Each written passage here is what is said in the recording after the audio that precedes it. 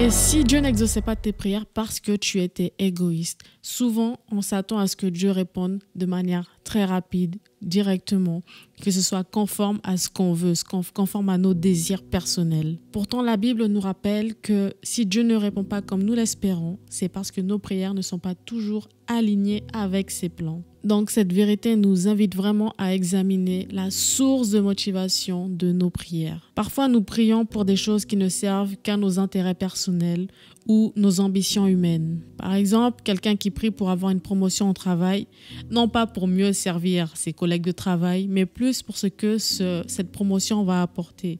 Ça peut être pour le statut et le pouvoir qu'elle procure. Parfois, ce que l'on demande n'est pas souvent en phase avec ce qui est bon pour nous à long terme et avec le bien de ceux qui nous entourent. Le livre de Jacques nous invite et nous met en garde contre les prières qui découlent des passions égocentriques, de désirs mal orientés ou d'intérêts purement matériels. Dans ce contexte, demander mal signifie que des fois on cherche à combler des désirs personnels et sans tenir compte de la volonté de Dieu. Dieu n'ignore pas nos prières, ça c'est quelque chose qu'il faut noter, mais il ne peut pas nous exaucer si nos prières ne sont pas en accord avec ses valeurs, qui est l'amour, l'humilité et le service aux autres.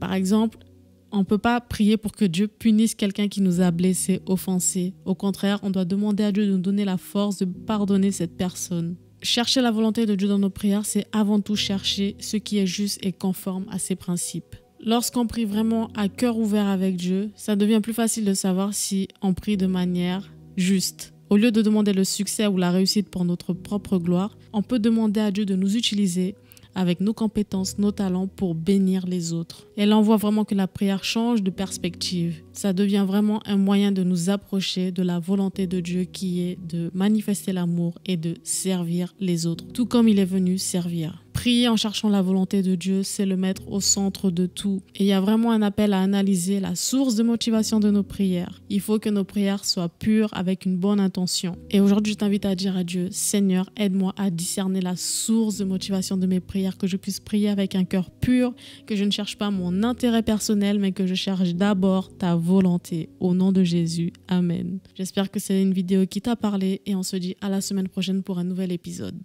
Merci d'avoir été avec nous aujourd'hui. Ici sur Urban Grace, nous parlons de tout et sans tabou. Posez-nous vos questions en commentaire ou sur notre page Instagram et abonnez-vous pour ne manquer aucun épisode. Merci à l'équipe des 10 000 qui nous soutiennent mensuellement. Par vos dons, vous rendez ces émissions possibles. Que Dieu vous bénisse. À la semaine prochaine.